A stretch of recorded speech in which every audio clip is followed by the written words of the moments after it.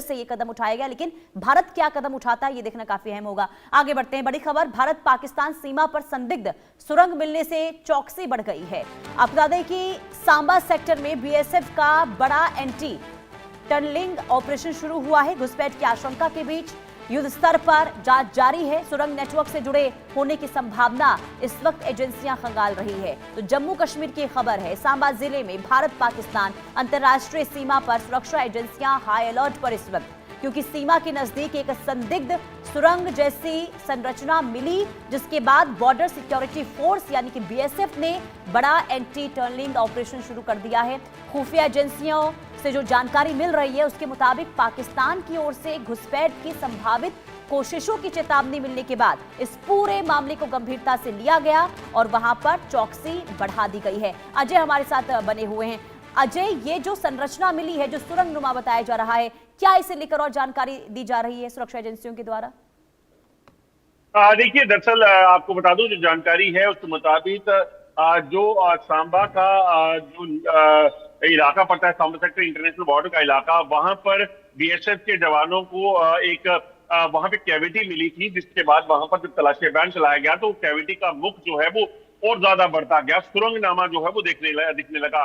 जिसके बाद अब वहां पर बड़ी बड़ी मशीन्स को डिप्लॉय किया गया है। रडार्स के जरिए वहां पर उस पूरे इलाके की तलाशी ली जा रही है और उसको पूरा सर्च किया जा रहा है, ताकि ये सुनिश्चित किया जाए कि ये अगर सुरंग है तो ये कहीं पाकिस्तान की तरफ से इस वक्त तो नहीं बनाई गई, क्योंकि पहले भी देखें तो इतिहास में कई बार पाकिस्तान की तरफ से सुरंग बनाकर घुसपैठ के प्रयास किए गए हैं या सुरंग के जरिए आतंकियों को भेजने की प्रयास किए गए हैं, जिसे बीएसएफ ने कई बार नाकाम किया है। ऐसे में इस तरह की अगर कोई और कोशिश पाकिस्तान करना चाहता है तो उसे नाकाम करने की पूरी तैयारी करके रखी गई है। उसी को लेकर बीएसएफ की जो मशीन हैं, बीएसएफ के जवान हैं, वहां पर इस वक्त तलाशी कर रहे हैं और इस चीज को सुनिश्चित कर रहे हैं कि अगर ये पाकिस्तान से इस तरह बनाई गई सुरंग हो तो उसे यहीं पर डिटेक्ट कर यहीं पे डिस्ट्रॉय किया जा सके।